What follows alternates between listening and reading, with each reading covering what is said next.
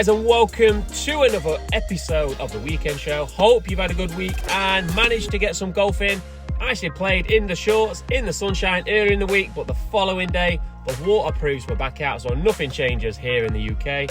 But today, as I mentioned in earlier weeks, I want to help promote some of the fantastic golf coaches we have in the Chesterfield, Derbyshire and surrounding areas where I live. So today I'm going to have a chat and introduce you guys to Jason Taylor, who's PGA and USPGA Class A member, who is the Director of Instruction here at Tapton Park Golf Club.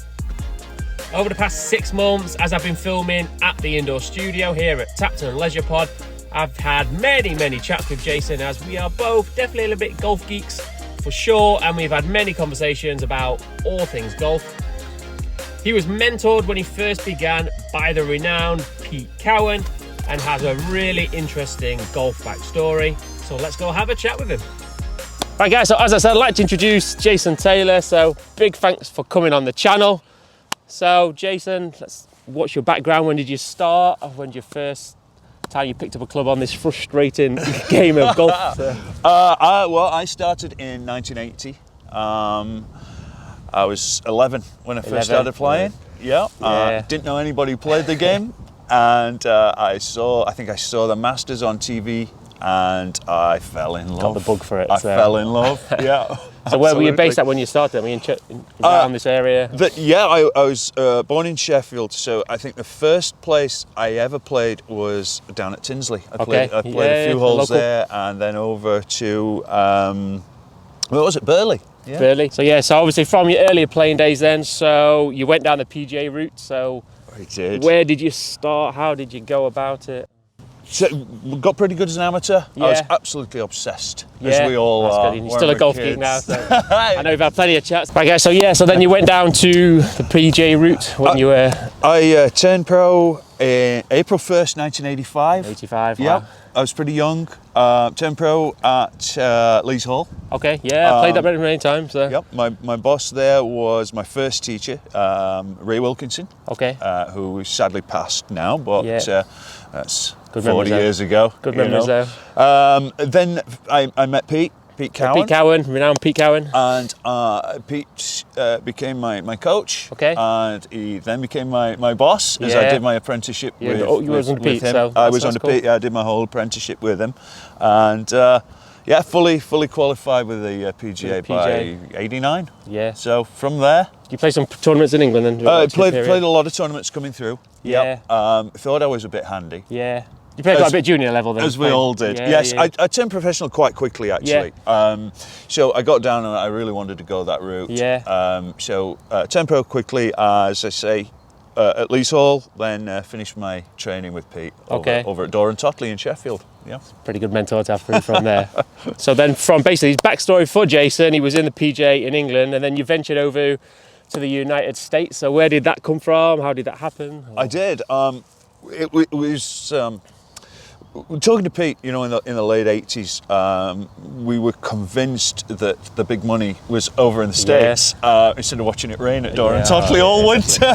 So I got a few contacts. There's no live back then either. That's exactly. Got a few contacts. Right, back again. A little bit of wind trouble here, so we're windy up here, but a great backdrop over there of Chesterfield, the Peak District. So so we went over to the PGA show. Went over to the PGA show in Orlando, Florida, made some contacts, and initially went over to the States to play. Yeah. So I was... Because you were down in Florida, weren't you? Is that what you said? I was in Florida. I played the Moonlight Tour in Florida. Is that still going now, or has it evolved into different styles? It's probably evolved. I know they do the Florida swings and that, don't they? So, it changes every year, But and I played up in New England. One of my big contacts was a guy called John Cregan, and he got the job, the head pro's job at Cocheco Country Club in Dover, New Hampshire. Nice. So I moved up to Dover and started playing the New England tour in the summertime, and I divide my time in the winter going down to Florida and being in New England. Nice warm weather. So, so you get the snowbirds go down to New England every winter about October. They knew what they were doing. And I did that for a number of years, and I got heavily. The more I played,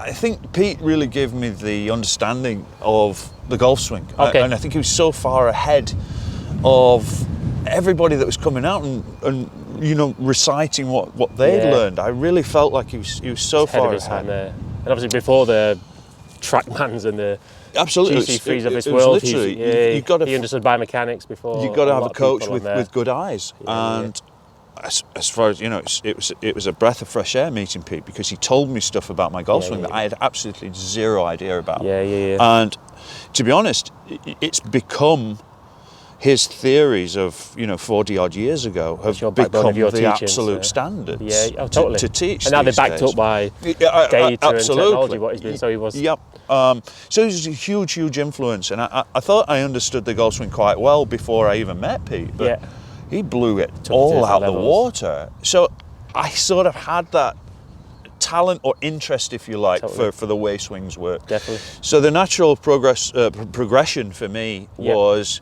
eventually to go from the playing side of things. Did you still want to pursue the playing, or did you have a reality check? No, I had a real reality check with it. It's quite a hard way of life. And your personality's got to be so suited to living out a suitcase. It's on the road, no family time. You can have a hot week and you'll make some money. You can have several cold weeks and you start to sweat, and that really puts so much pressure on you. And I'll be honest with you, it's that way of life. Doesn't suit everybody. I changed for the positive as a person when I started teaching full time, rather than playing full time. It suited me a lot better. Definitely. Use that knowledge, can't you? No, exactly. I'm still here to tell the tale. You've come back over to the UK side. So basically in America, you were based at Maine then, which is I lived in Maine, I taught on the seacoast in New Hampshire, which is it's just over the border, a couple of miles over the border, that's all. So the stretch of seacoast in New Hampshire is about 20 miles, that's all, small step. And we get all the summer visitors, so my range is packed over there from sort of April through to October, when the season starts to wind down. But my lessons are booked weeks and weeks in advance, so I come back every year. And like I say, you've gone from the playing days, so now you've got guaranteed income. You know what's coming in every month to a certain degree. It gets you to sleep every night a lot easier. It's a lot less stressful. Totally understand from that. So then, from America, when did you come back to the UK? What made you come back to the UK? Well, it was I grew up just with my father. So my dad, actually, my mom and dad lived in the States for a very long time, in the 50s and 60s. So it was always... It's ingrained in you. You got to go. You got to go. So I did. Came back. My dad obviously stayed in the UK.